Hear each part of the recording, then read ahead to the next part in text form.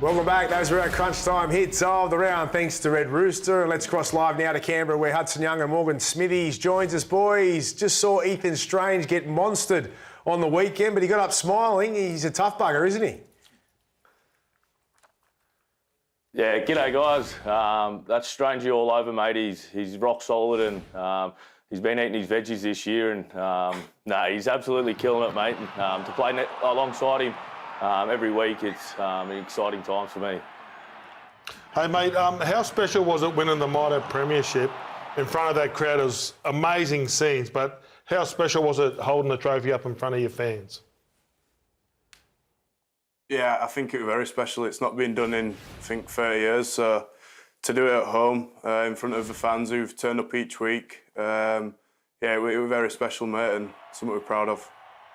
Boys, I'm worried about your coach. Every time he does an interview these days, he almost starts crying. Is he like that in the rooms? And how's he going to be if he's reached a grand final? Yeah, you see exactly what you get with Sticky, and that's why we love him so much. And he was quite emotional after, obviously, winning the Minor Premiership. He was involved in the side when it last happened, and he always speaks to our squad and our team on being the next and chasing our own sort of history. And I feel like we're starting to create that as a team, and that excites him so much. And seeing how emotional Stick gets as well, it fires you up on the inside as well. Does it fire you up? Because Ricky says it doesn't, but he says it in every interview that it does. The fact that people didn't give you a chance at the start of the season. Yeah, I think it definitely does spur you on. We had a solid pre-season, but we had a lot of belief within the group of what we could do this year, and that was the main thing, that was the important thing. Stick installed that belief in us, so we just bought into it, worked hard, and I think it does spur you on a bit, and it's good to prove people wrong. Hudson, what has been the big change this year? Like we look at the way you started against the Warriors in Vegas, and you haven't really stopped. You guys were brilliant, but there seems to be a significant shift. Where has that shift been? I mean, you guys would know more than us. Where do you think you've improved the most, and why? Yeah, it's really hard. I was having to think about it the other day. It's really hard to put it down to one thing. I feel like as a collective, as a whole club, the way that everyone's brought in, like Morg said, from the moment that we come back from our pre-season camp to rolling into training every day, everyone's so happy and always so excited, and the coaches are coaching really well, and all the players are buying into all the systems that we have, and everyone's just staying within that, and off the field, everyone's so close. We've got such a great chemistry amongst the boys at the moment, and when we go out there and play, we're just playing free footy and just enjoying everyone's company at the moment, and I feel like that's been the biggest change. Who's going to tell us the truth here? So tell us where the chemistry started. Did it start in the elevator? Tell us about that. We created it back in Vegas. Hey, mate, What went on though? Come on, tell us. How you can tell us now? No, honestly, I think just being in Canberra itself, you obviously move away from home, like many players do at many clubs, but being in Canberra, you're sort of in your own little world down here. We have our own little bubble.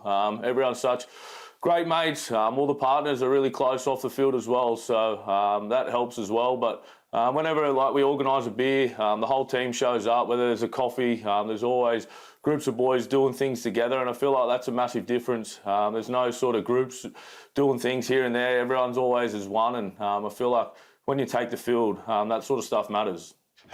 How important is it getting 2 home finals there in front of that crowd? Yeah, I think it's massive. Like I said before, the fans have been good all year. They've showed out in numbers even when it's been cold.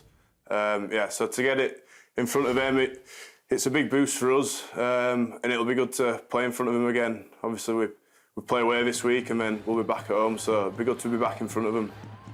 Everyone talks about the... Sorry, you go. Sorry, mate. You're right. I was going to say... I feel like on the weekend, like when Taps lift the trophy up, you could feel the energy within the crowd, and it makes such a difference when we're playing down there. So to get 2 home finals to have that energy within the community, on and off the field, it's going to make a massive difference. I wanted to ask you about Joe Tapine. Like, everyone talks about Big Papa and how inspirational he is, but Taps has been incredible for you guys this year. Just tell us about how he's led from the front for you guys this season.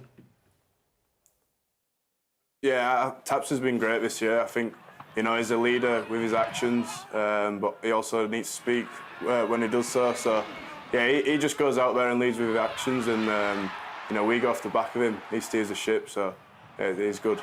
Just going back to that game in Mudgee against the Panthers and the win in that, do you grow more belief out of that victory? Like, from the outside looking in, it appeared like it was the game where everyone really did start to take Canberra fair income. And that victory, do you grow as a team from that? Yeah, of course, mate. You've seen the way that Penrith were playing before, obviously playing us, and I feel like it was a great game. And they obviously won 4 comps for a reason, and for us to challenge ourselves against them and to come away with the chocolates at the end is obviously what you play the game for, to win. But I feel like it was how we won. It wasn't pretty at the start, but we grinded our way back from falling behind from them. And the belief that it gives the whole squad, from the younger boys right up to the senior players, I feel like that's held us in good stead coming into the finals. Well, Hudson, Morgan, congratulations on the minor premiership. You two and your team have had a magical year. Good luck over the next couple of weeks, and hopefully you can get that grand final victory. Thank you, mate. Cheers, guys. Thanks for having us on.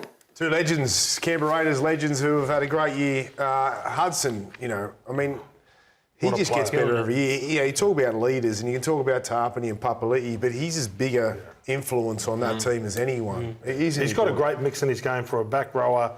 Doesn't run the same lines. He comes through the middle of the ruck. He works really well with the players around him. He works well with the 9, 6 and the 7, and what a player. They just got to throw those 2 back in the lift and keep that camaraderie going. Just throw them back in the lift and just take the coffees in the They changed subject. They moved from that quick. It went on to like families. I really wanted to ask who won. But you know what? But that's so important. So the thing I got out of that, for you to win, you've all got to be together.